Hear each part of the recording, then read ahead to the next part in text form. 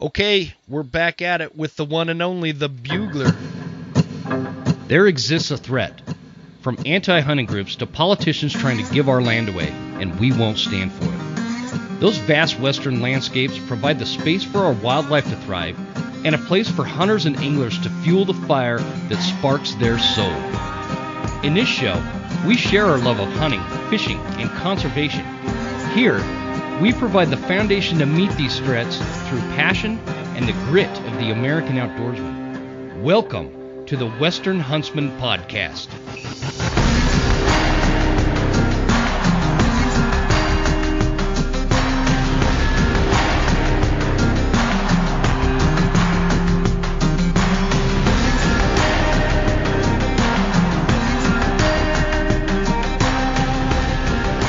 Ladies and gentlemen, welcome to this episode of the Western Huntsman. This is Jim Huntsman, the host, coming at you from the Broken Time studio right here in Clark Fork, Idaho. And today, we're going to switch gears because I'm sick of talking about anti-hunters and legislation and petitions and all this other shit going on out there that we've been talking a lot about, which is important that we keep talking about it. But every once in a while, I got to bring somebody on that I really like. And his name's Dirk Durham. In fact, he was the first guest on this here podcast, and he's been on several times, and he's probably my favorite guest.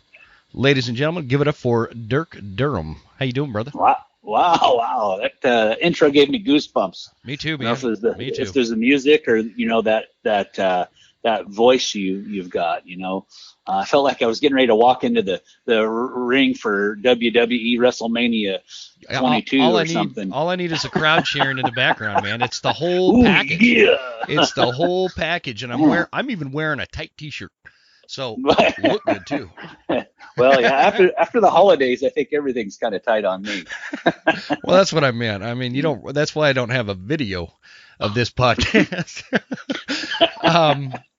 Well, cool, man. I'm excited to have you on for this episode. It's been a while, and it's been, an interesting fall. It was an interesting fall for me hunt-wise, and I want to talk about yours and kind of some of the plans coming up and some of the calls that Phelps Game Calls is coming out with, and, whatever else we want to talk about. I don't care. Yeah, cool. Yeah, I'm all for it. Now, first of all, no, you did live in Boise last time I had you on the show. How's that going, though? Yeah. Yeah, it's good and bad. I mean, there's a lot of good things and there's some bad things about it, Good things about it, I'm close to my kids. Mm-hmm. My son's about 20 minutes away. He lives in a little town 20 minutes away. And my daughter, she lives in Boise proper. I live in Meridian. I'm kind of right in the middle. So it's nice to have them close by. And then all the amenities. I mean, if you need something, you don't have to order it online to get it, living in rural America, like up at the cabin, having the cabin life, you just can't buy anything local, very techy. There's just not a lot of stores that sell any kind of technical, gear or anything. But here, if I need anything for a computer or sporting goods store stuff, it's just right down the road somewhere. So that's been really nice. There's options for food. You want to go out and eat out or something, then there's options where, the old gag and choke burger joint down the road in rural America is about all you got, I love a good greasy hamburger and fries, but dang, every now and then Chinese sounds good or Mexican food sounds good or something different, Yeah, so, I do kind of miss that. That's where we're at. We don't have a lot of options. But did you ever try that Joe's Crab Shack? I did. Yeah. Was my recommendation too heavy or did it pan out the way I said it would? I feel like it might have been a little heavy. Yeah, but, it could have been. But I will say it's post-COVID. You know what I mean? So, yeah.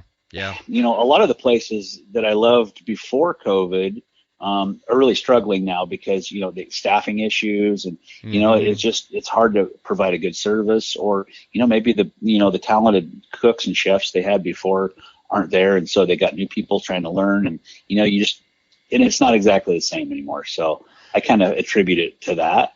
That could be. I think part of my issue with that one too is when I was stationed out in North Carolina, it was coastal, and they put in, it was like when Joe's Crab Shack first came out, and it was freaking awesome. And so I think I have that built up in my mind how it was on the coast, of North Carolina, where the seafood was a lot fresher, Sure. And so then you compare it to a seafood place in Boise. Is it Boise or Boise? I always get like balled out when I say it wrong. Well, yeah, I think if you say it with a Z, Boise, then people are like, yeah, where's that slicker from? Like, he's not, that boy ain't from around here. But if you say a Boise, I think you're saying it right, I think. But it's funny, depending on how I'm talking and how I'm saying it, I say it both ways. So I've been yelled at. And it's fine. I get yelled at all the time for different things. People take that shit personal, man. That, like, seriously, they email me. They'll, hey, you're saying Boise wrong. It's not Boise. And they're like, not diplomatic about it. They're offended that I mispronounced it. And then I turn around and, like, explain, how many times have you mispronounced or misspelled Coeur d'Alene, mofo? Because I've heard all of them. Or Weeyipe. Weeyipe, yeah. Weeyipe. Yeah. Read that and pronounce it right. I mean, come on. I always thought it was Weppy. Weeyipe. Weeyipe. That was the big joke, and growing up in Weeyipe, and then went to high school in Orfino, and all the Orfino guys. There's a big rivalry between the towns, They'd always say, Weeyipe, huh? We wipe when we pee, like acting like. As a man, I'd have to sit down to pee or something. But of course, anytime, it's funny, back then, anytime anybody thought they were going to get me, I'm going to get him good with one of these jokes about his hometown. Well, the joke was on them because I'd already heard all the jokes and a few more that they hadn't heard. So within minutes, I had them on my side because they were laughing because I told them all the other jokes they'd never even heard before. So it was perfect. It was perfect. That is perfect. Orofino. You had to go to high school in Orofino? Yeah. Home of the Maniacs. The Maniacs, huh? That's where you get which is crazy. So here's a little bit of history for you. So Orofino Maniacs, that's their mascot. Right next door is a prison, is the state prison. Yep. And right next door to that is the Idaho State mental hospital, if you were. So there's been a lot of people, they think, oh, well, you stupid jerks at this school are insensitive to the poor folks in the mental hospital. But that, and there's been a lot of, people try to say, hey, you guys that's not right. It's not nice. You should get rid of your mascot, the Maniacs. You guys are making fun of the poor folks over at the hospital, and which couldn't be further from the truth. Actually, this goes back to like the 1930s. To Orofino's very first basketball team. And the boys basketball team, they traveled upriver to this little town called Kamei. That's another one that always gets mispronounced, Kamei. I mispronounce it all the time. Oh, yeah, Kamaya or whatever. But anyhow, our boys went up there. They rode by train up to Kamei to play with their first basketball team ever, to play basketball. And they didn't even have uniforms. They showed up in their jeans or whatever the style of the time was. Buckskins. I don't know. Loincloths with the brogans. Knickers. I don't know what what you would wear back then. But anyhow, they showed up, and the fine folks in Kamei were like, geez Louise, these guys play like a bunch of maniacs. Like they didn't, like it was like rat ball. They didn't even know the rules really. And they looked like maniacs and they played like maniacs. So they're like, yeah, what, so later on they're like, well, what's your mascot? I'm like, well, we don't have one. And everybody's like, well, you guys play like a bunch of maniacs. So the moniker stuck. Yeah. So then they had somebody draw up a picture of a mascot of a maniac, and it's this funny looking little guy with crazy hair and a big head and throwing a fit or whatever. But anyway, it's been the Maniac since way back when decades before the mental hospital. Yeah, decades before the mental hospital was ever there. So respect to the school district. They've stuck to their guns and said we will not change it. They've, several times over the year with over the years with all the politically correctness, different organizations come at them and try to get them to change it. And they stick to their guns. They're like, no, we're not changing it. It has nothing to do with that. And see you later. So that's been kind of cool. That's fantastic. They need to stick to their guns with that kind of stuff. I have a customer over in the Tri-Cities area. Yeah. Yeah. The Richland School District, right? And they we've done a bunch of roofs for them for my day job. And the high school, their mascot is the Bombers, and it's got like this little logo with like this nuclear bomb going off in the background. Because out there is I believe it's called Hanford, where they developed the nuclear weapons for World War II and ended World War II. And so they've caught a bunch of flack saying that that's an insensitive mascot and promoting violence and all this stuff. But they've stuck to their guns because they've been the Bombers for a long time, and that's their mascot. And so shout out to them for holding strong with that one, because that state, they're going to have a lot more, opposition, people coming at them than somewhere like Idaho would too. And so it's cool seeing them stick to their guns, and that was a mascot back when everybody loved America. So screw it, man, keep it. I love it. It's a lot better. My mascot, we were the Beat Diggers. How lame is that? Oh, so I mean, come on, Beat Diggers. Oh man, what did you guys have? Big pictures of beats on your jerseys or what? Well, our colors were maroon and gold or something like that. Okay. And it was because where our high school was, it used to be a bunch of beet farms, there in Utah, and so we were the Beat Diggers, and it was like this dude holding up this. One of those, what the hell are they called? Those farm tools you dig in the earth with. Kind of like the Grim Reaper carries that thing around. Oh, a sigh or whatever? Yeah, something like that. Anyway, it was cool.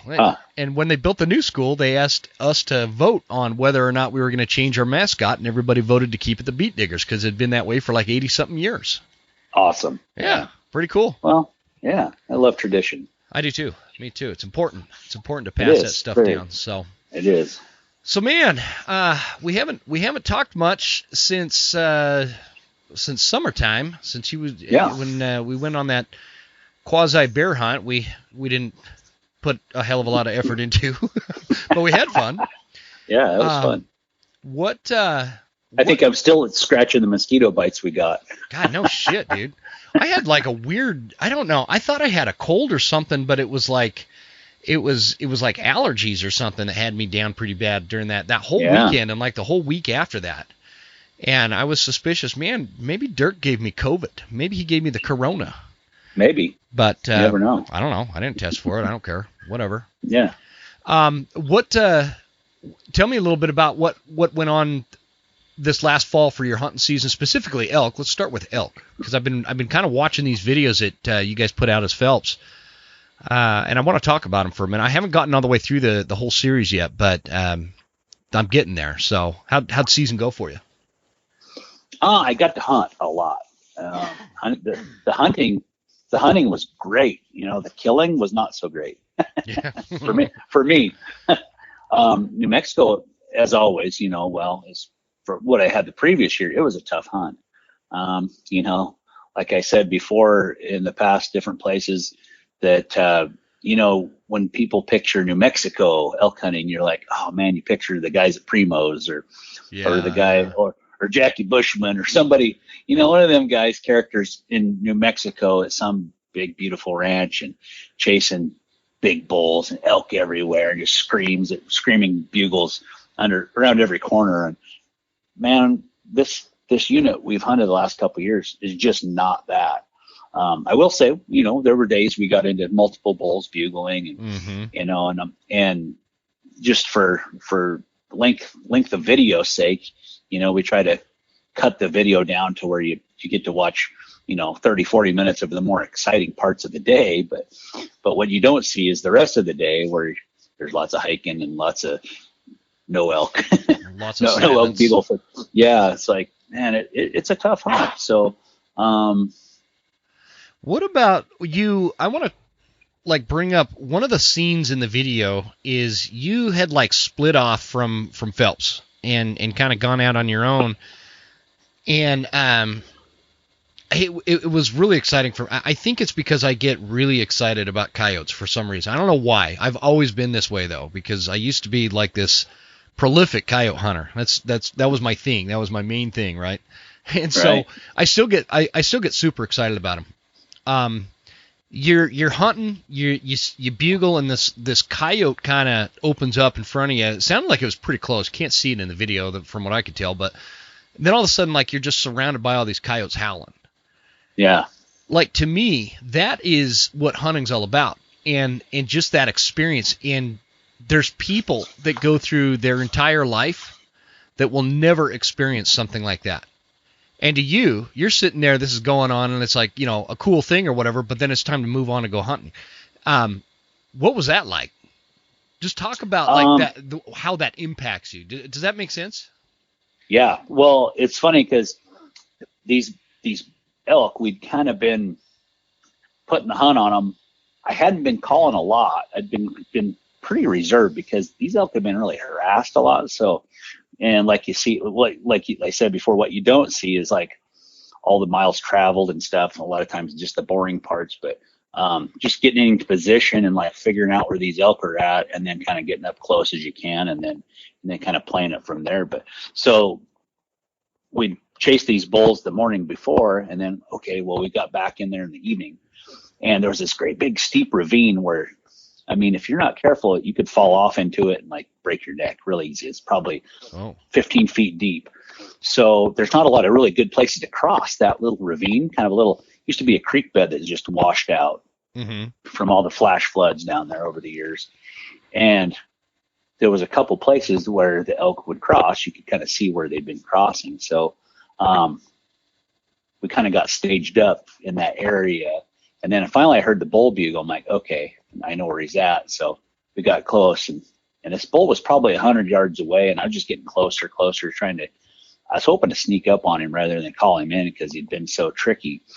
And we were getting pretty closed in, and I'm like, I don't know if I want to get any closer. And he kind of hadn't bugled for a bit, so I thought, I'm going to test it. So I called, and all those coyotes just lit up. About jumped out of my skin just from the sheer surprise and how loud it was. It was they were close. They were probably the same distance as the bull. So if I was looking forward, my right hand would point where the elk was at, and my left hand would, if I was pointing straight forward, my left hand would point where the coyotes were at. Yeah. And those things took off just yipping and ki-ying and howling and stuff. And it completely killed the vibe. That bull did not talk again. And we only had probably 15, 20 minutes of good shooting light left anyway. Yeah. So I thought, all right, I'm going to get up close. I'm finally going to call to this bull, and he's going to come out, and I'm going to shoot him the last little bit of light here. And nope, the coyotes kind of ruined it. And I was a little frustrated, but I tried not to show it. It was cool, but then again, I was like, damn coyotes, it kind of ruined it.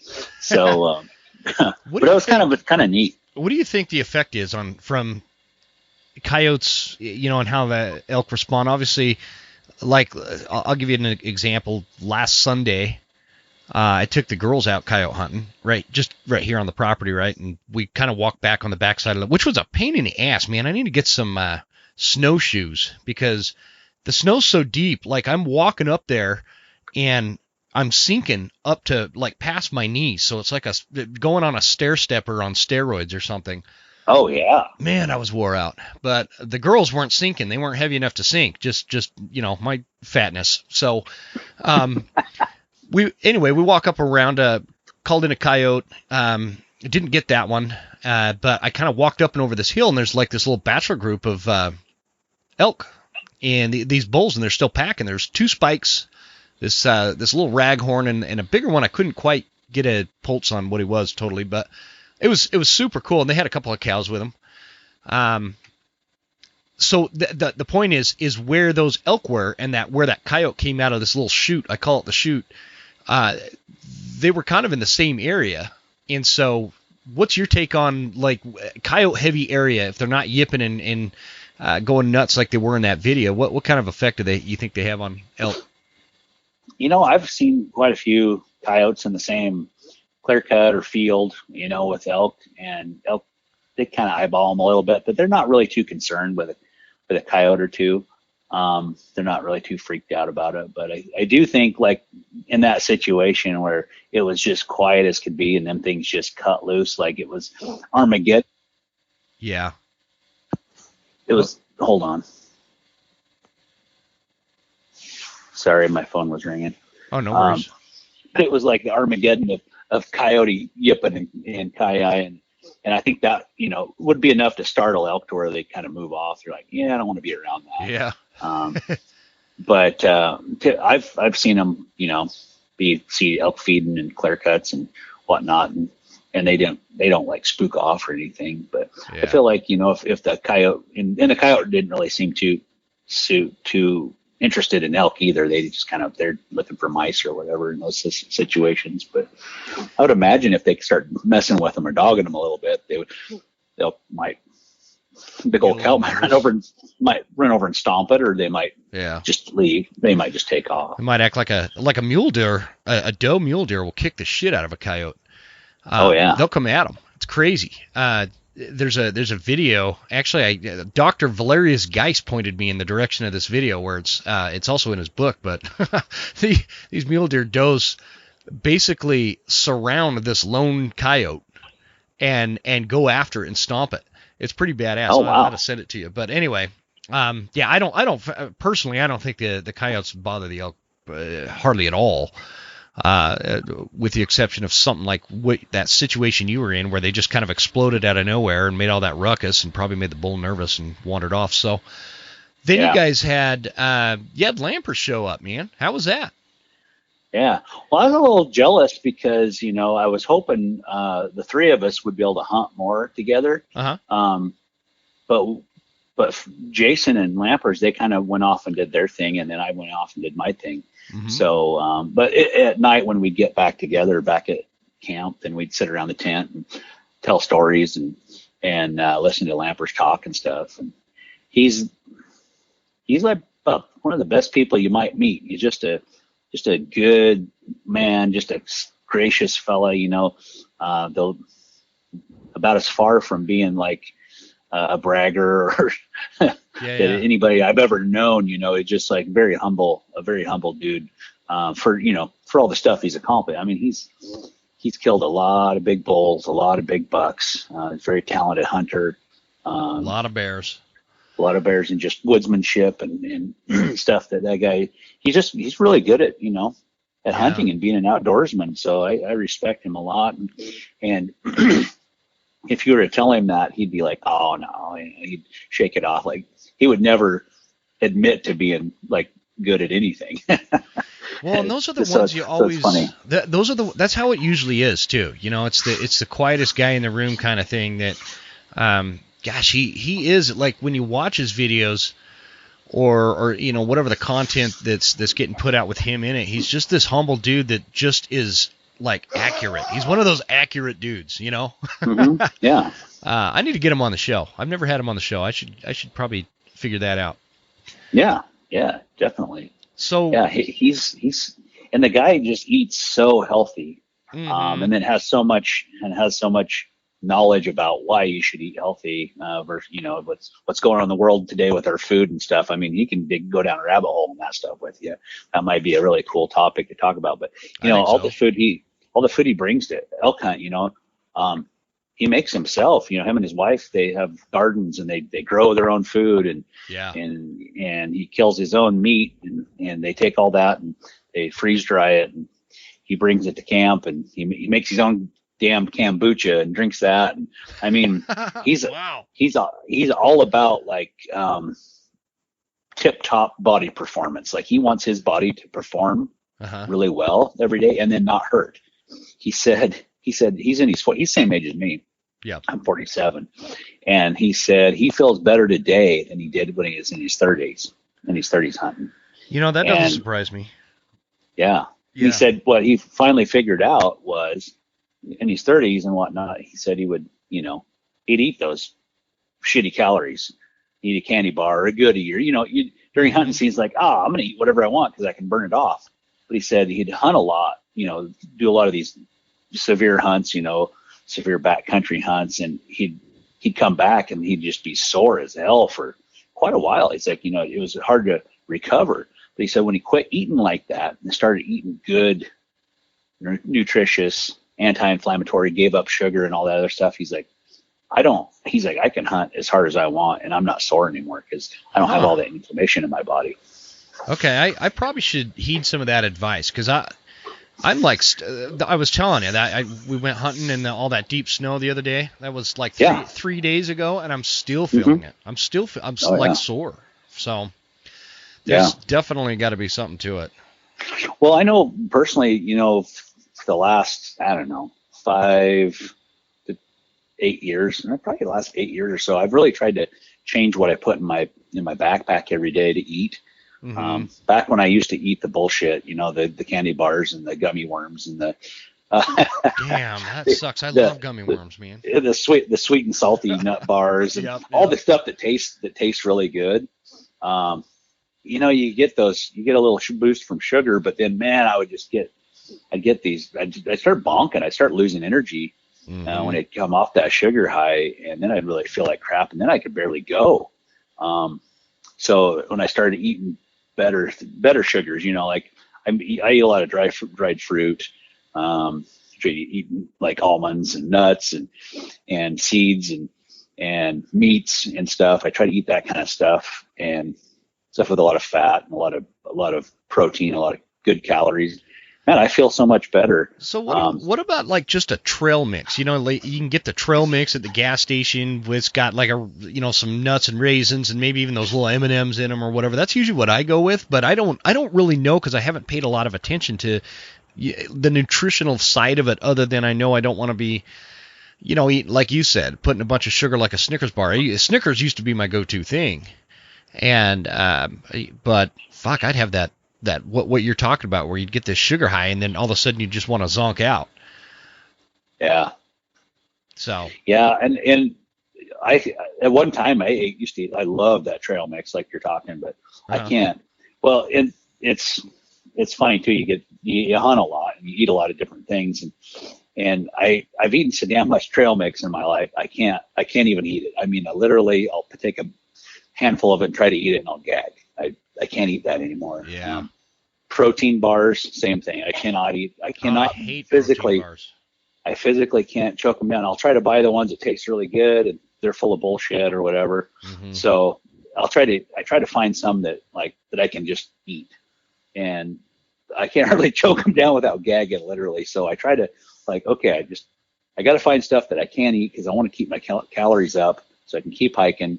But man, it's tough I did find some bars. I found a Winco. They're called a backcountry bar, and they've got all sorts of this crazy good stuff, bird seeds and you name it, all the good stuff, pumpkin seeds, all this weird stuff. And they're super, got a lot of natural stuff in them.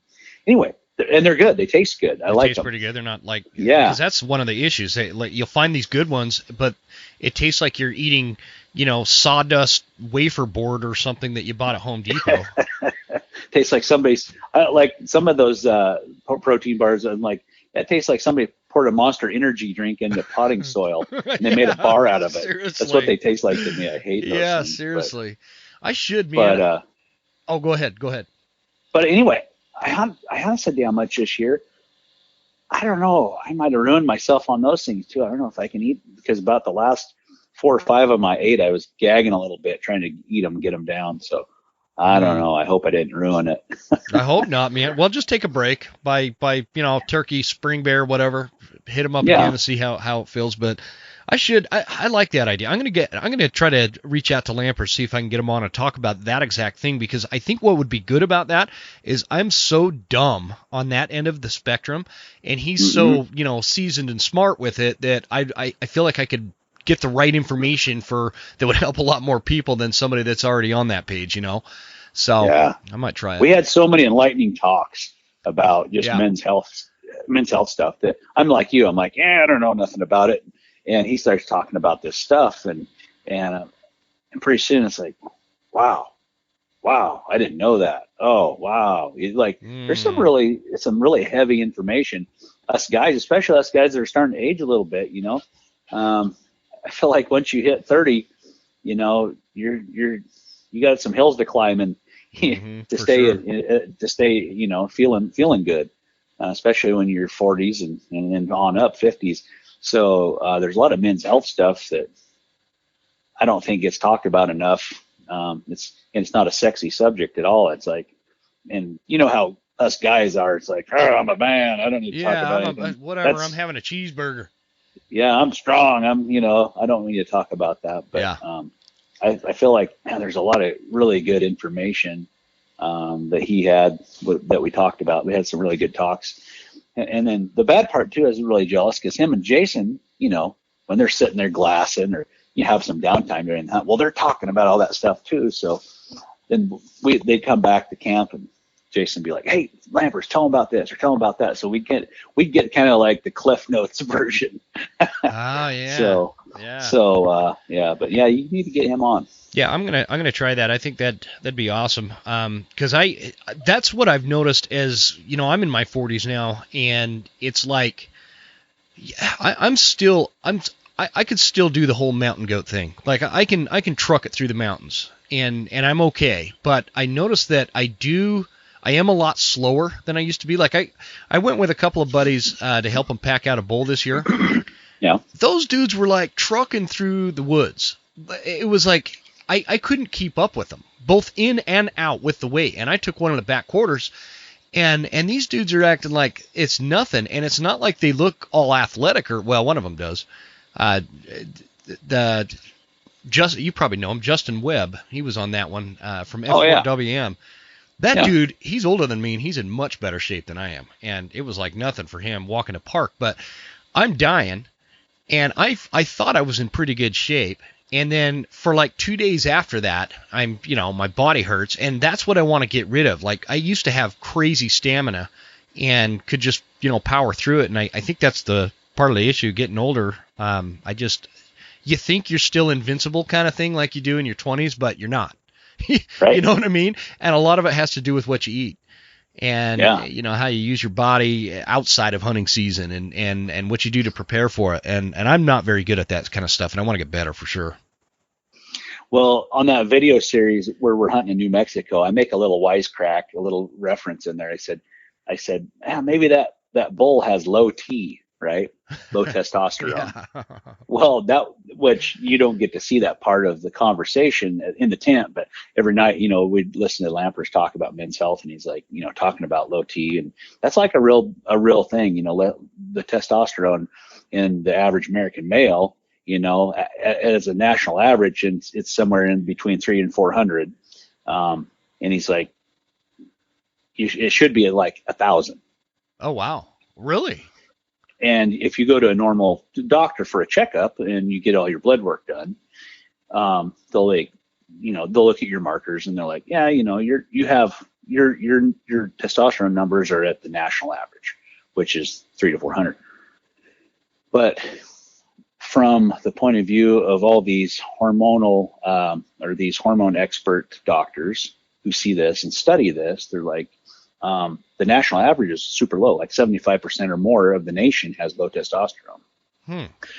A lot of it is environmental, or what we put into our bodies, what we eat, drink, IPA beers, or, all the bullshit we eat, and all the contaminated food supply. So, and I can't even speak very intelligently about it. These are just kind of some of the things I picked up from what he told us. But, yeah. Some of the things that we experience as we're in our 40s, and like, mood swings, grumpy, no energy, you don't recover well from physical activity, joint stiffness, all these things that, like, a lot of us are like, that sounds like me. Like, you should really get your numbers checked out and see, there's a lot of people out there that are not performing like they should, with the hormonal imbalances, and there's things they can do to help fix that. But anyway, that was a big takeaway from that hunt.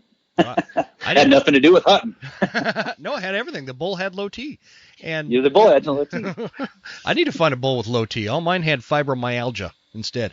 Oh, and all you listeners out there that are in your 20s that are rolling your eyes thinking this isn't going to apply to you, it does. It does apply to you. So pay attention. This stuff is important because you're in your 20s now, and I'm telling you, it's like you blink a few times and all of a sudden you're 40.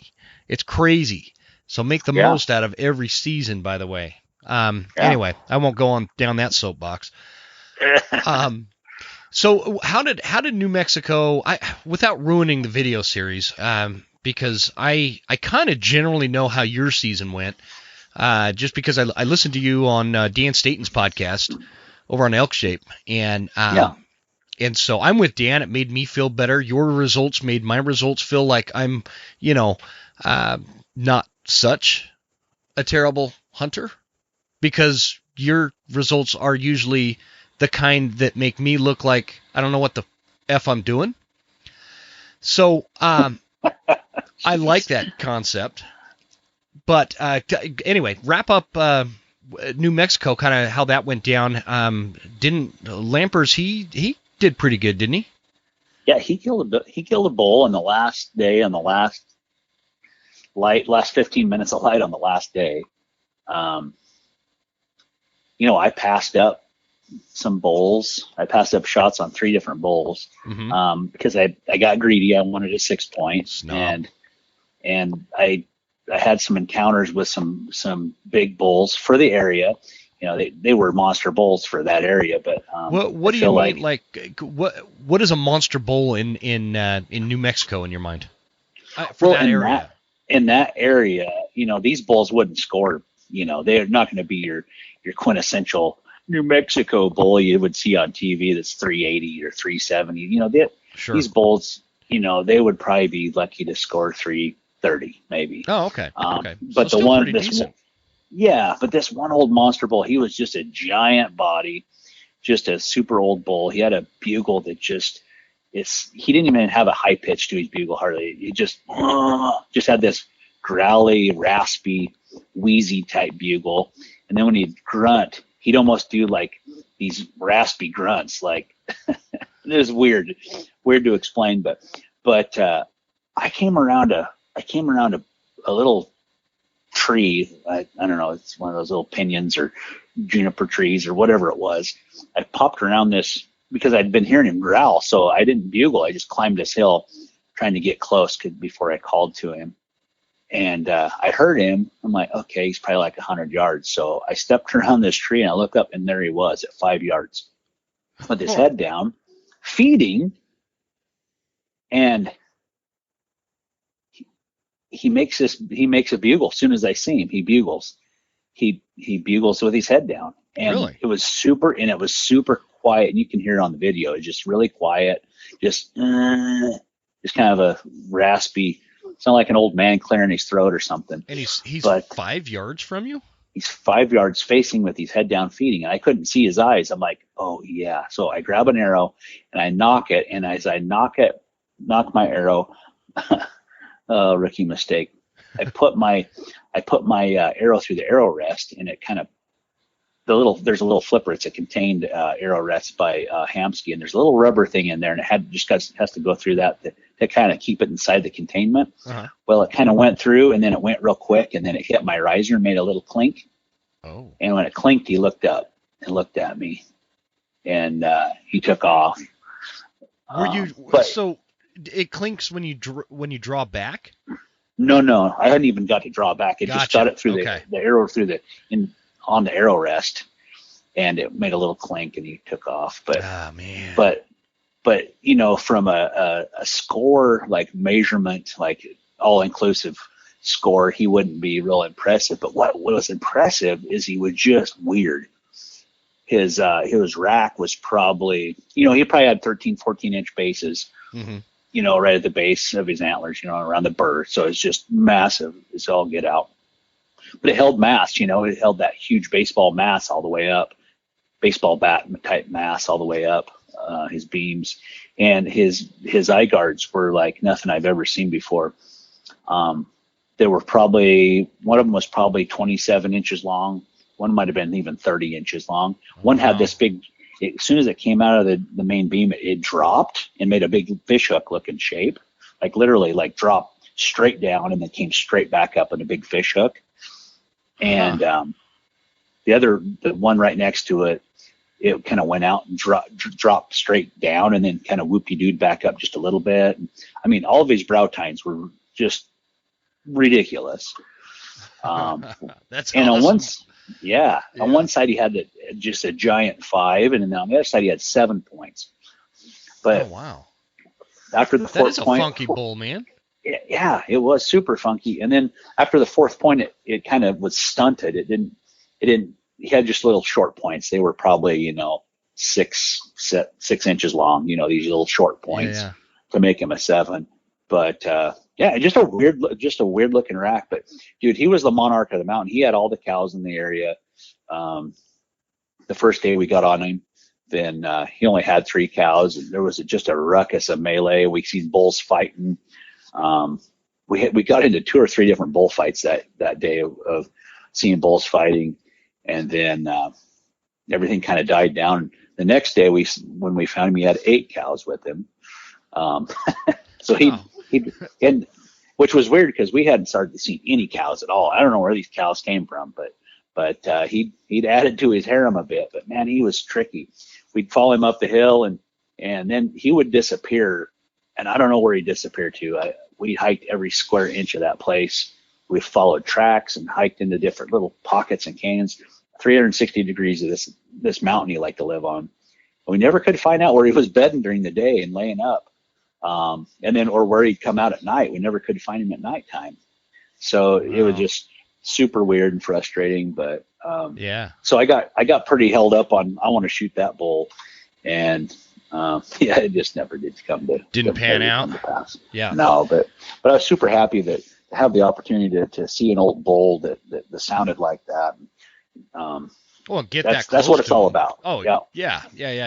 Totally. Yeah, I had a similar circumstance. I got hung up on a bull too. That it was there last year too. It's the same bull, and it's the one I've talked about in the past where where you think you made a rookie mistake. I drew back and got my bowstring caught up in my camera on my shoulder. My little shoulder camera. So, but yeah, I was pretty hung up on him. I went after him. I spent like a week chasing this bull, and he's just a smart sucker. He had a drop tine on his left side. Oh wow. And he'd hang out in these real thick ass alder brush. This the kind that you just you can't penetrate without him knowing. And it's like hell on earth. And if you did penetrate it, there's no shot. Exactly, and that's what happened when I did penetrate it, and I called him in, and I mean that sucker came into 20 feet. I mean he was super close. But as I traveled through the alder brush, it pushed that camera down. So when I drew my bow back to hit him, I was tangled. I was totally tangled in it, and so. Oh man. But yeah, he gave me the runaround for a week straight. Finally, I gave up on him and moved to a different unit. So I'm like, screw this alder brush, man. I'm leaving. And so yeah, that's frustrating. It's cool though. It was a cool experience. The whole thing was cool. I actually learned a lot in that week chasing that particular bull. He had all the cows in the area too.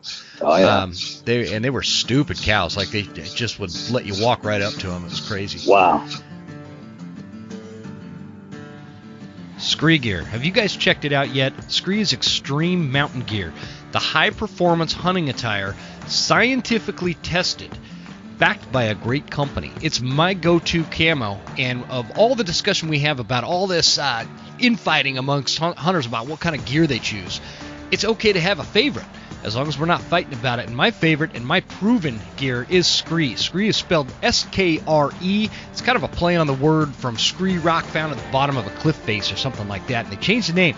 And Scree gear is a complete layering system for all terrain and conditions. Gear designed to adapt to the weather. It's rugged gear, and it's all backed by a lifetime warranty. One of the things I really like about Scree is their VIP sizing and exchange program. Order the wrong size pants, they don't fit right, send them back. They'll send you another pair. It's all on Scree's dime. Guys, it's a great company. Check them out at screegear.com and use the promo code The Western Huntsman for 15% off and free shipping. Hoffman Boots is another show favorite right here at the Western Huntsman. There's lots of good boots out there. There's a lot of bad boots out there too, but Hoffman is a proven proven system that I've been using for a few years. Actually, I've been using them for close to a decade now. And I love the company. I love the story of the company. It's like a family of shoemakers, and it's just a great North Idaho story. It's a great American story. They make a great boot without breaking the bank. Check it out at hoffmanboots.com and use promo code Huntsman10 for 10% off. Don't forget, Phelps Game Calls is my go-to call company. You guys know it. I've been using Phelps for a long time. They're the oldest sponsor on this show. I'd say the flagship line of calls that they have is definitely geared towards elk. And what a great job that they do. But don't forget that Phelps Game Calls also has a full line of like waterfowl calls, predator calls. There's things that you can check out on the Phelps website that might surprise you. To include something that is coming up quick for us hunters, which is spring turkey. And I don't know how many of you are into spring turkey hunting, but man, is it a ball. It's a riot. You got to check it out. I love the black bat from Phelps Game Calls. It works very well for me. It's a great little read. And try out the blacktail in distress call when you're hunting bears. I'd love to hear if somebody calls one in that way. I've tried it a few times with no luck yet, but we got a whole new season coming up, and it's coming quick, and I'm going to try it again. So check out phelpsgamecalls.com. Use promo code Huntsman10 for 10% off. If you check out the westernhuntsman.com, you are going to find anything from t-shirts to Tacticam gear, and all of that stuff.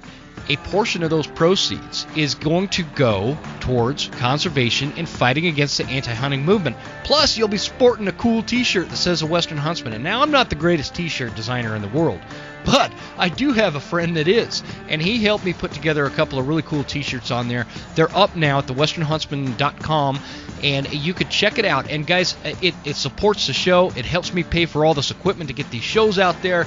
And to top it off, we're going to help fight against the anti-hunting movement, and there's a lot of new information and big announcements coming up regarding that from the Western Huntsman. So check it out at thewesternhuntsman.com and get you a t-shirt or get you some Tacticam gear. I'd really appreciate it. Let's get back to the show. Here we go.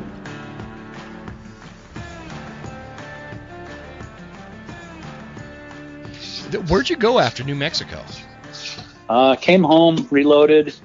Hunted a little bit the end of September here in Idaho, finished off Idaho, and then went to Montana for a few days. I think I got home week. I think we come home on the 10th or 12th of October from Montana. Are you guys you planning to go back to New Mexico? No. No. No, I'll never go to.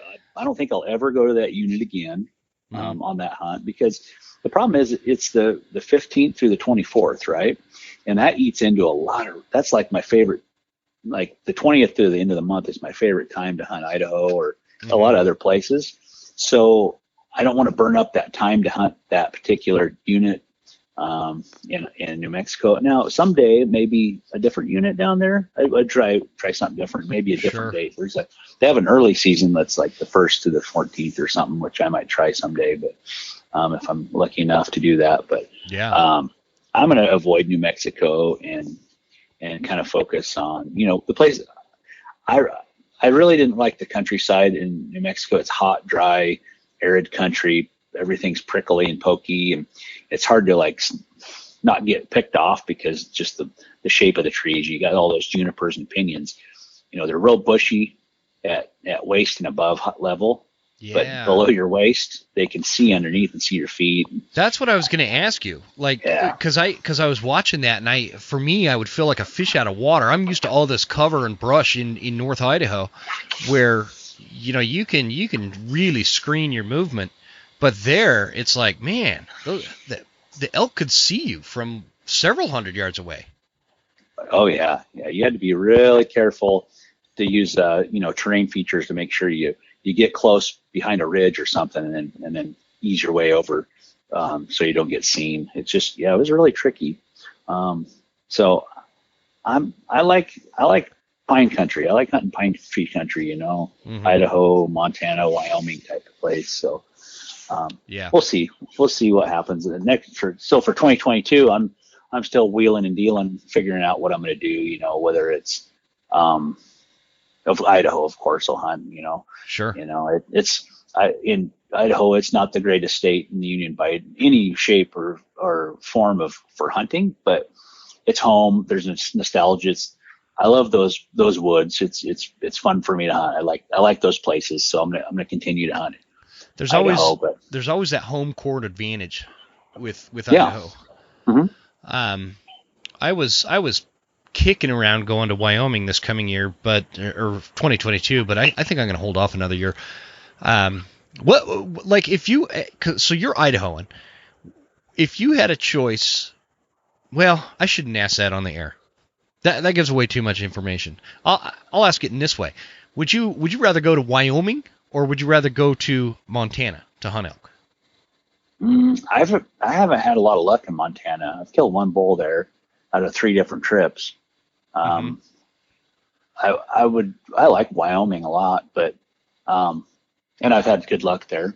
Yeah. But I've also come home with my hat in my hand a few times too. So, it's elk hunting. It's never guaranteed, but I feel like both states have a lot to offer. And different things to offer. Yeah. But it's pretty hard to beat either one. I mean, as far as like numbers of elk and beauty of country, both of them are a different kind of pretty. Just like Idaho, it's a different kind of pretty. Yeah. Yeah, for sure. Very distinct type of countryside. What about Colorado? Have you hunted Colorado? Yeah, one time. They've got more. They boast a bigger population of elk than any other state in the country. Mm-hmm. But they also probably have more hunters than any other state in the country. When I went hunting there with my buddies, born and raised outdoors, I counted over 100 pickups between where we left the paved road. Yeah, you told me about that once. Yeah, and where we parked at the trailhead. There was right around the trailhead. There was like 37 pickups parked. That's nuts, man. How do people get away from people? I know people do. They get away from the hunters there, but I don't know how. It's big country. The problem with Colorado is they have all these wildernesses, but their wildernesses are small. They're not like the ones you see in Idaho. They don't have a wilderness like the Frank Church or the Selway. They've got these wildernesses. You could walk from one side of it to the other. Let's say go east and west. You could walk through it in one day of hard hiking. So you're not. You go. I'm going to go right to the middle of the wilderness. Cool. Well, you probably got some people that came in from the other side, whichever side you came in from. There's other people come from the other side. And then another downfall of Colorado is outdoor recreation and hiking is so popular where you got all your day hikers and through hikers and people that are just backpackers. They love to be out there. So that adds another dynamic and just another, more human intrusion. So it's really hard to get away from people. If you're going to travel trail systems, where we found success in Colorado, we were in some of the gnarliest, hard to get to country we could find, and there were bulls in there. Yeah, without trails. Yeah. But on the flip side, we called in one bull we were within earshot of camp. We heard 4-wheelers going by. Oh, so. Really?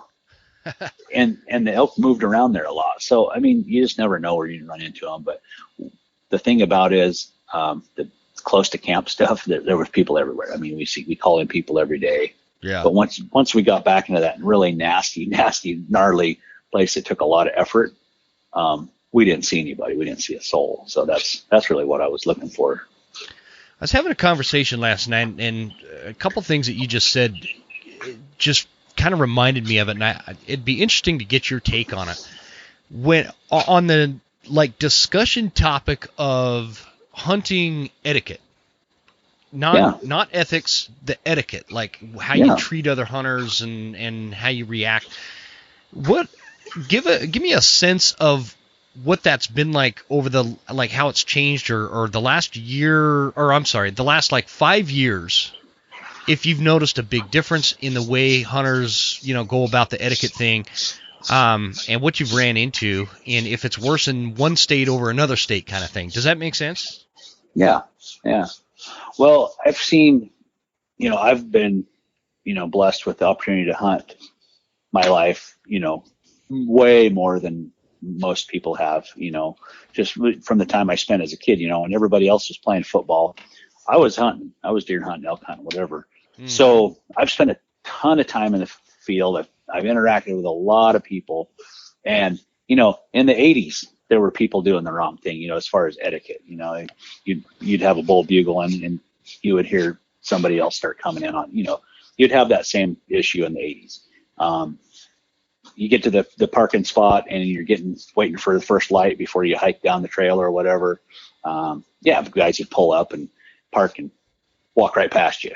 Yeah. And, which, it's public land. It's a free country by all rights, but, it's the etiquette part. So if I pull up to a trailhead and I see somebody else there, it's not like, gigantic country where, you're going to walk down the trail a half a mile and then split off and go for miles in a different direction. That's a different story. If it's a trail that, it's smaller country, where one person's going to hunt it out in a day, I pull up to a place like that. There's somebody else there. Well, I move on. I go to the next spot. That's on me. If I wanted to hunt there, I guess I should have been there earlier. Mm-hmm. I'm not going to crowd in there. Or maybe I'll pull in and have a conversation like, hey, man, what's your plan? Are you going to hunt in here today? Sometimes people are like, no, I just camped here. It's a good place to pull over and take a nap or whatever. So having just good kind of conversation with people is nice. Just, feeling them out and what are they going to do? Okay, I don't want to interrupt your hunt or whatever. I feel like that's always been around. I feel like in the last, 5-10 years, it's probably gotten a little worse. But I feel like there's a lot of new hunters, a lot of new Western hunters. They say the hunter numbers are down nationwide, but I feel like Western hunting is very popular and on the rise of hunters. Well, in September, archery elk hunting is way up. Right. I think so. Yeah. It's fun. I mean, everybody loves to do it. Yep. You do it once and you're hooked. And I think, a lot of people, they learn, everything they can as quick as they can. But sometimes I think maybe people don't know or understand like some of the etiquette things they should do, there's a guy walking down this trail I come up on, maybe I should ask him where he's going, and I'll just go the other way, work together, don't work against each other, just, figure out a way to do the right thing. And I feel like some people don't do that. I think you're right. Because I ran into a lot of issues in North Idaho last year, this last season, with just the etiquette thing and, people hearing elk bugle, interactions going on way off the road and them sitting on the road trying to get involved in it, by calling the bull to the road kind of thing. And anyway, we don't need to go to. I've spent a lot of time talking about that kind of stuff, so I just kind of wanted to get your take on it. But and I will say this too, Jim, is I feel like it's kind of area specific on what if confrontations or overcrowding type conditions. Let's say it's like a roadless kind of area, and there's quite a few people hunting and backpacking. A lot of times the people you meet there, they're like, you pay attention to social media right now, and everybody in Idaho says them damn out-of-staters, everybody's mad at the non-residents coming in. But in certain areas, I think, I've met a lot of really great people from out of state, other states, Washington and wherever, there's a lot of nice people. And I think in those areas that you have to invest more boot leather and more effort to hunt, I feel like you find the better people, the nicer people.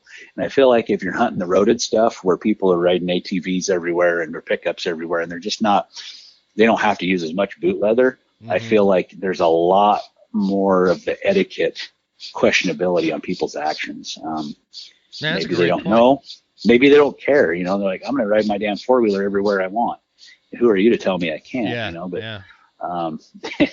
It seems like that's where I've had more issues with people doing their etiquette's not very good, is in the areas that are more accessible, easier country to hunt versus the rough, tougher stuff. If you usually see somebody there, they're a pretty good person. They're somebody you'd want to share a campfire with.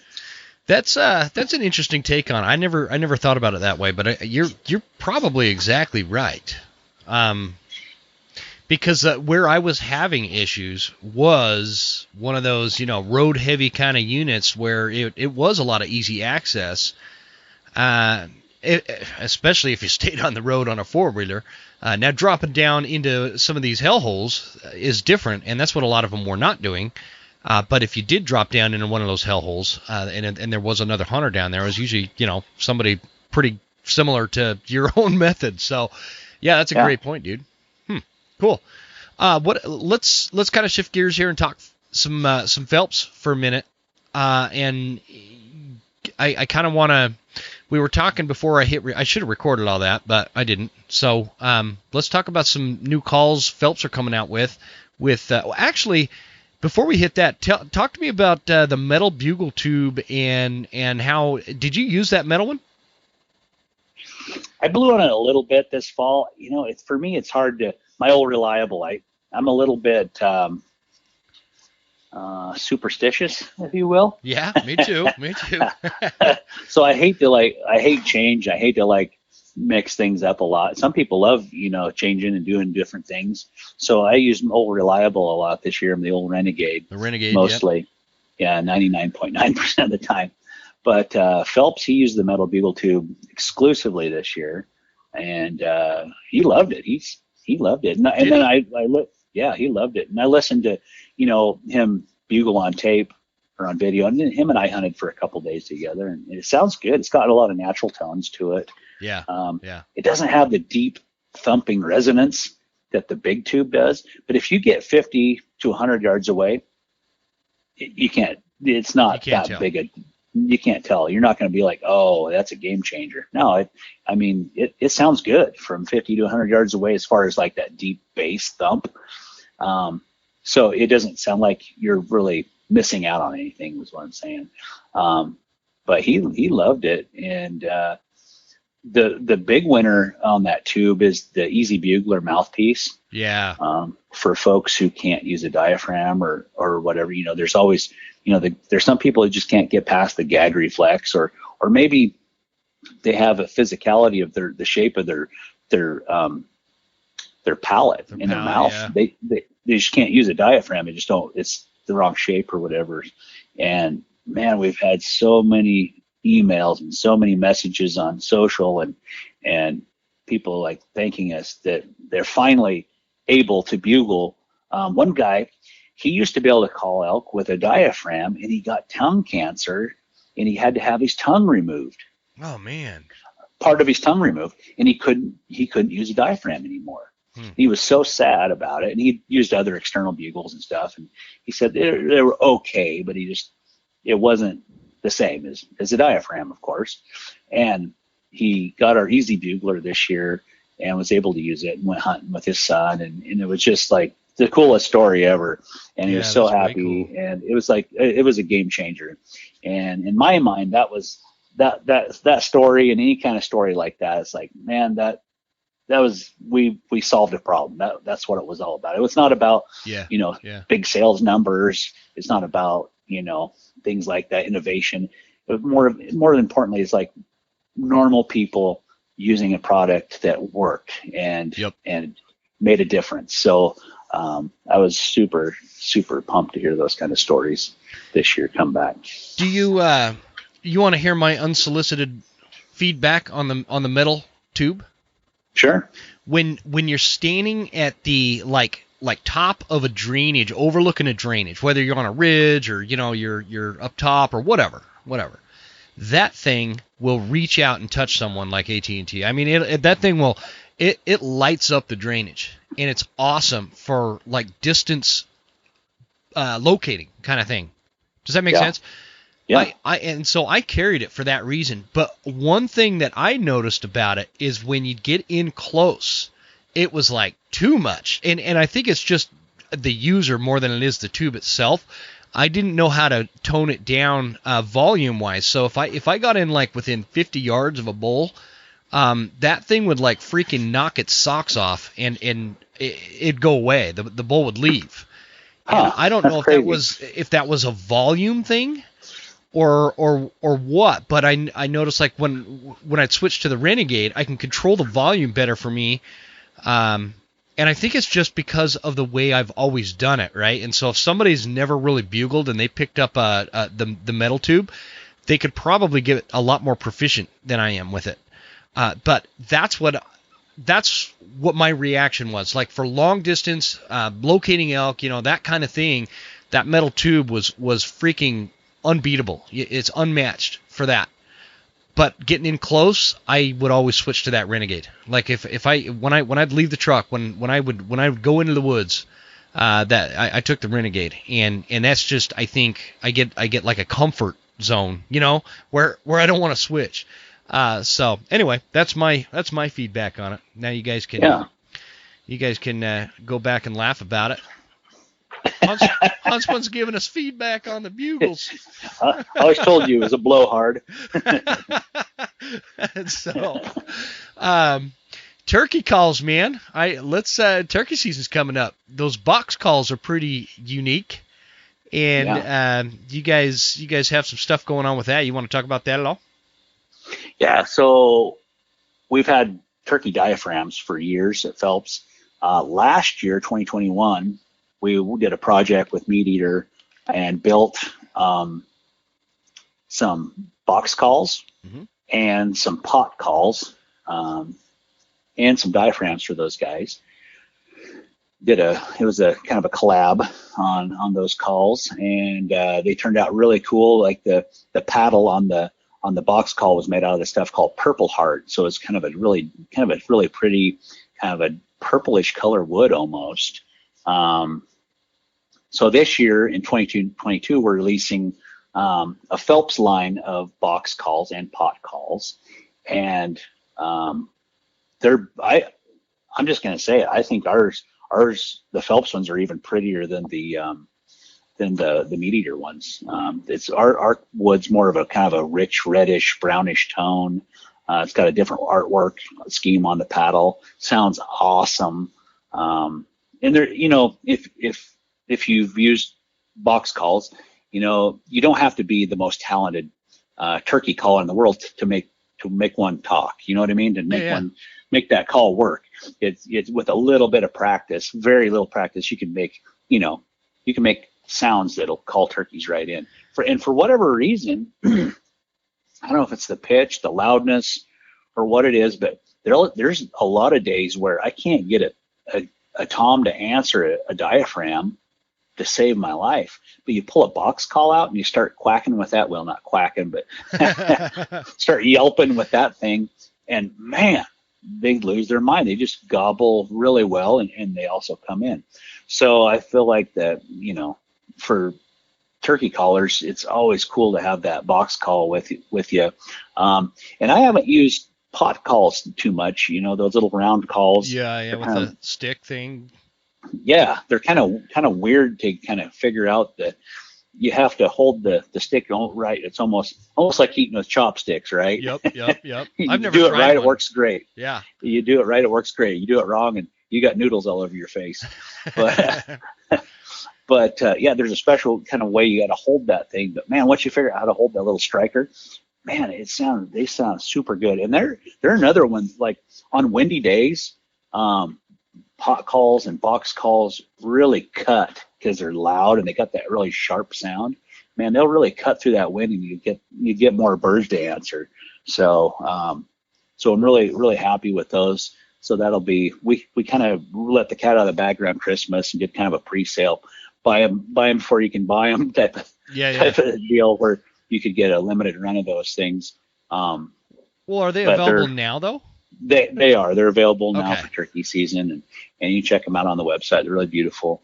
I feel like box calls, pot calls, I mean, if you take care of them, they'll last a lifetime. You could even hand them down to your grandkids or your son or whatever daughter, later on, because they're beautiful wood. They're made out of that. So it is kind of a cool. This isn't just like one of them cheap Chinese POS ones that you know, it's just a utility tool. I mean, these things are a tool, but they're also really nice to look at. It's kind of like a custom knife, you know, people hand down or whatever. So they're good looking calls.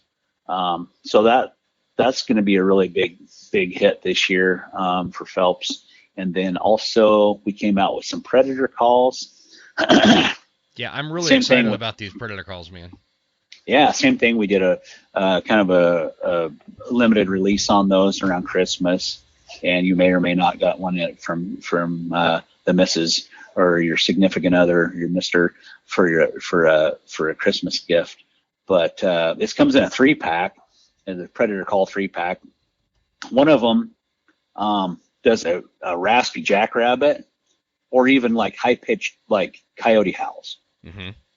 And the next one it's tuned to do like a high pitched cottontail rabbit. And then the third one is really loud, so it's built for heavy timbered or really big spaces, you know, wide open country. And it'll produce really loud pup in distress or like rabbit distress.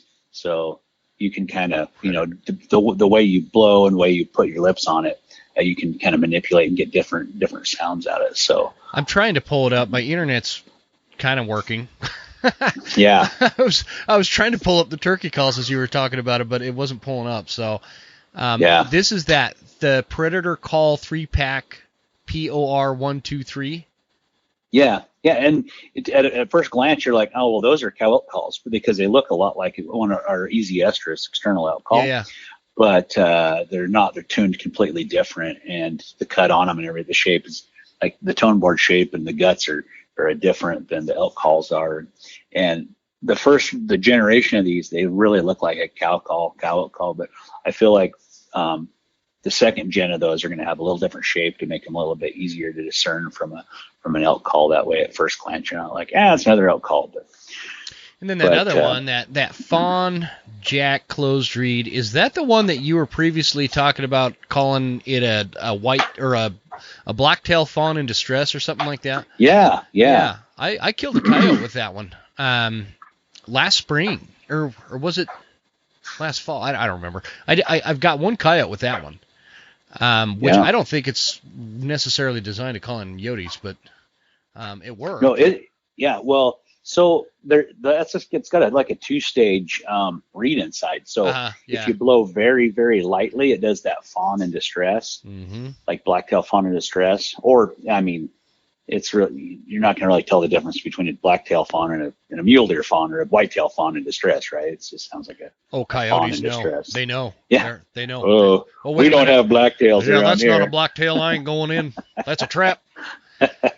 Yeah, it's Predator Call. I need to pick up this Predator Call. That 3-pack. That's pretty sweet. But that fawn call, like you're talking, if you start ripping on it hard, then you get the jackrabbit, and it just squalls and squeals it's loud and obnoxious. Freaks my dog out. He freaks him out. He starts running around like, what the hell's going on here? Well, that's what I was doing when that coyote came in. And I think that's what you were using. I was going through some videos I took. I found a video of you using it. On that bear when we were hunt. bear hunting. Yeah, I didn't even know I had that video. So I put it on Instagram the other day. And so there's some guys that swear by that call for bear hunting. Yeah. No, I heard. So yeah, somebody was talking about that exact call, and that's how they hunt. They don't use bait. They don't do spot and stalk. They sit there and they call. And the dude's pretty legit. He's got a lot of bears. So, but that's the one he used. I want to go back now that my internet's working again. I just want to hit that all turkey calls on the website. By the way, guys, I'm on PhelpsGameCalls.com. Use promo code Huntsman10. That was a pretty good ad, wasn't it? I like that. I hit it. Okay. Heck yeah. So there's the pot calls. I don't know how to say that. Paddock pot. It's Paduki. Paduke. Oh, I found. Okay, there's the box call, the turkey call. Yeah. Okay. Sweet, man. We might. We're gonna talk about those ones. I'm excited. I've never used a turkey call. The box call. I've always used the diaphragms, and that's always. Oh, really? Yeah. So that'll be a new one for me. But I've got tons of turkey. I've got myself, and I got to get my girls a turkey. They gotta shoot a turkey this year. So I want to focus on the calling and let them whack one. They're gonna love it, and then you'll have to make them carry it. Them turkeys are big, dude. They're heavy. You think, oh yeah, it's a turkey, it's a bird. You pick it up, it's like, ugh. Yeah. I think it's 20 pounds or 15 pounds, depending how big the bird is. But they're heavy and they're hard to carry. Do you have a recommendation on quartering them out? I do. I use the gutless method. Good call. All right. No, that's awesome. Anything else Phelps wise that you want people to know about coming up? I probably shouldn't say anything, but we're working on a wolf call that's going to be super badass. You know what? I'm going to stop you right there because you guys have been talking about that to me for a while, and it has yet to come to fruition. All the parts are on order. We're just waiting for them to get built. Yeah. As a manufacturer, are you guys having trouble getting parts and stuff like delivered? Supply chain kind of issues this year? Last year? Yes. Supply chain has been a nightmare. 2021 was really brutal. We like our metal bugle tubes. We should have saw those things months before we saw them. We weren't able to release those things until July. Yeah. They've been on order forever, and just trying to get them delivered was a nightmare. I think we cut a PO for an astronomical number of those things, and we finally got the last delivery a month ago. Really? Yeah. Do you see that getting any better for 2022? No, I don't either. I don't think so. I don't either. Not from my day job side. Nope. It's still going to be a bitch. Yeah.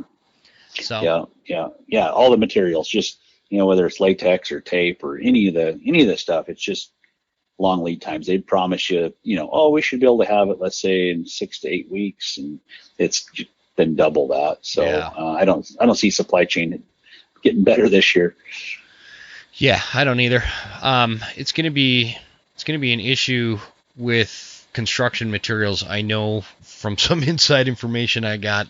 So if you're planning on building this year, I don't know, could be an issue. I don't want to say too much on that one because I don't know for sure, but hunting wise, you talked about you're not going back to New Mexico. Are you down with coming back on the show for another School of September?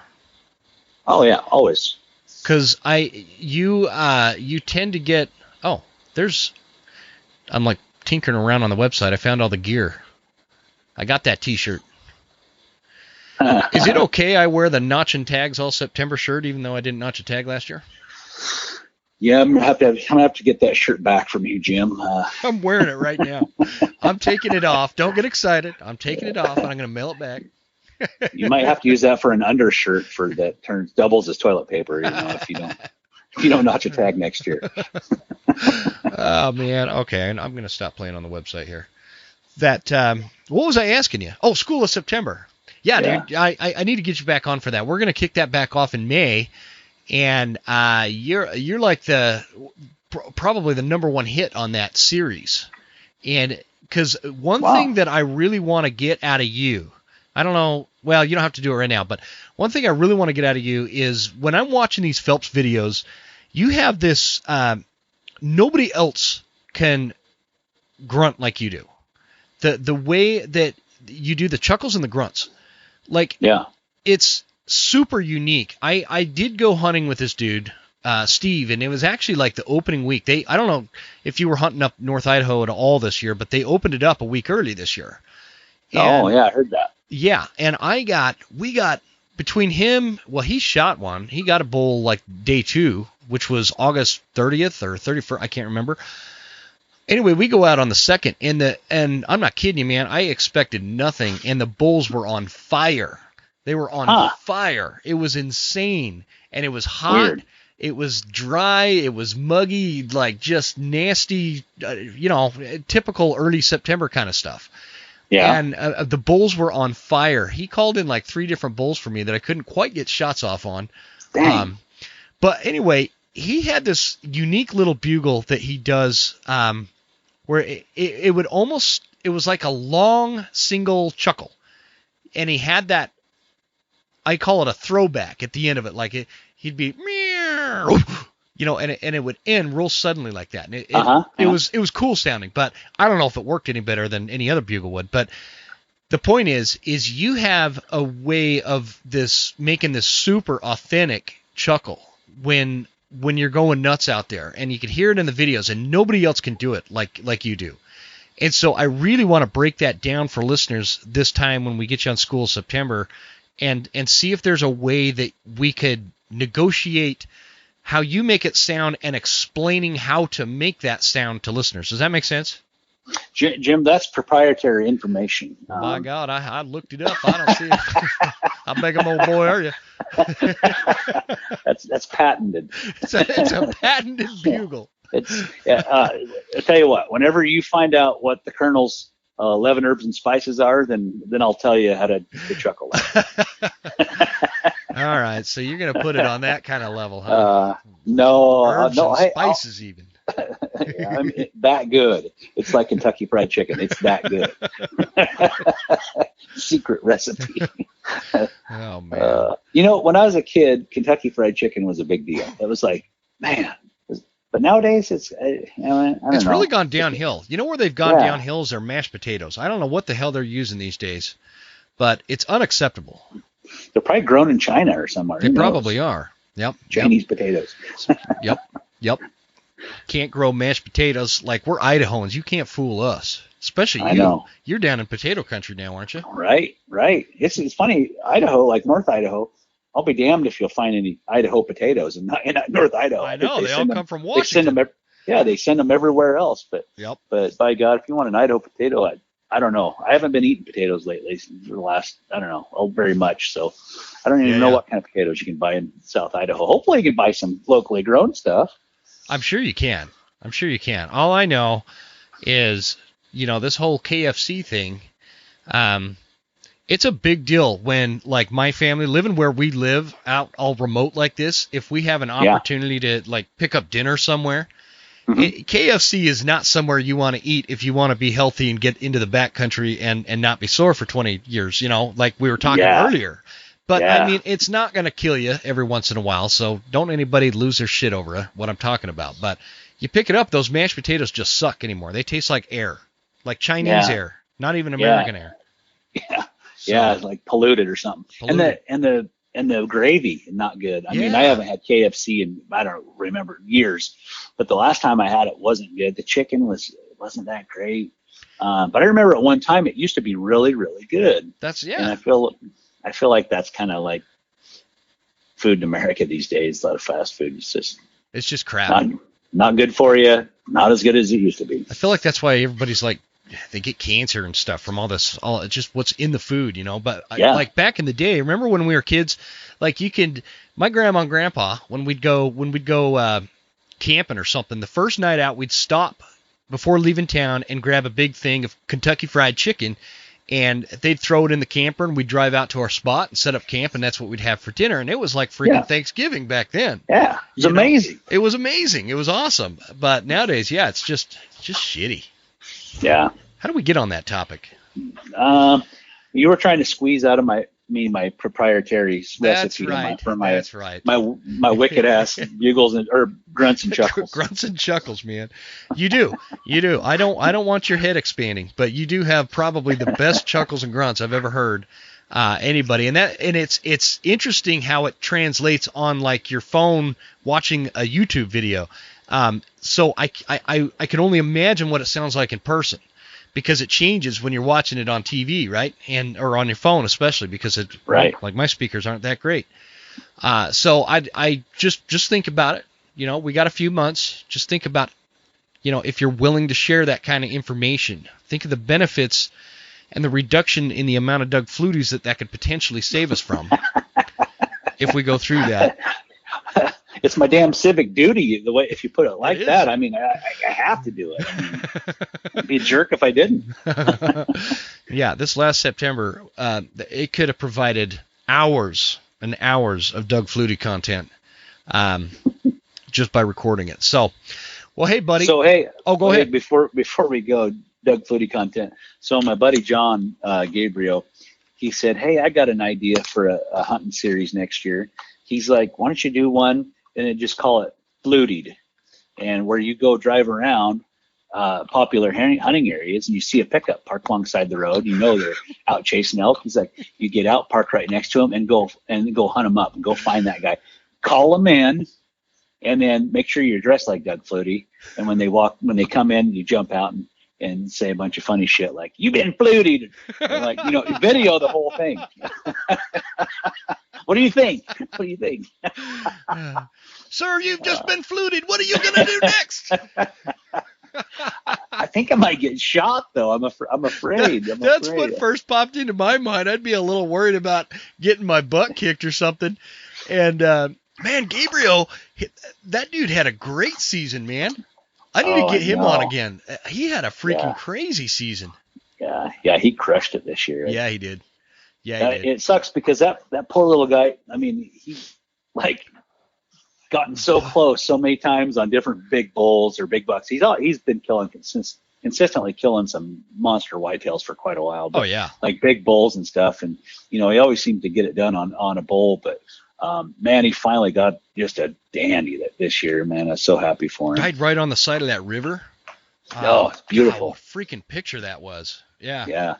Yeah, they filmed that hunt. So Leupold sent a videographer with him. So at some point, sometime, I would imagine probably midsummer, maybe not, but Leupold will release that film, and so it should be killer. Oh yeah, that'll be pretty cool. That'll be way cool. I'd love to see that one. Gabriel, I just always look up to Gabriel, man. Super creative dude. He's just and as short as he is, I mean, that speaks volumes. I have to sit down. I have to sit down, but I look up. Yeah. Listen, Gabriel, if you're listening, I got all the short jokes because my wife is only 4'10".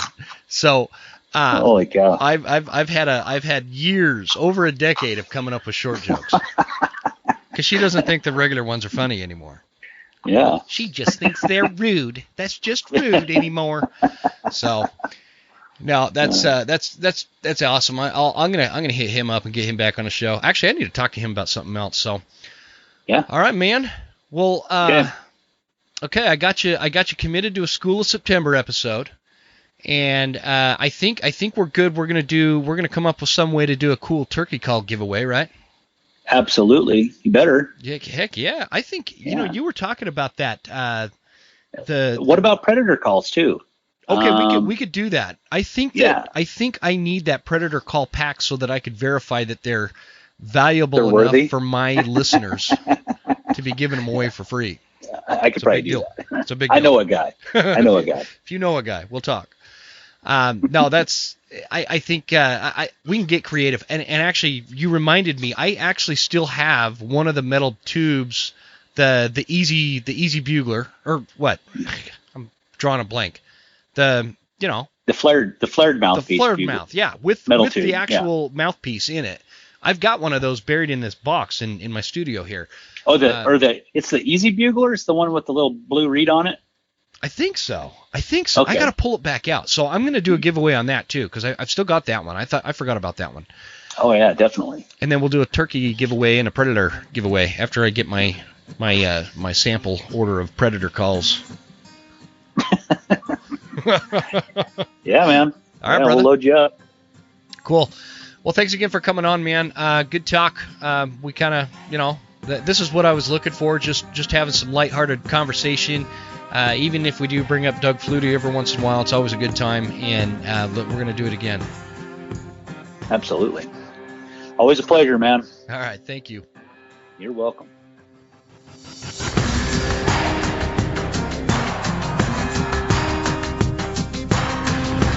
You made it all the way to the end.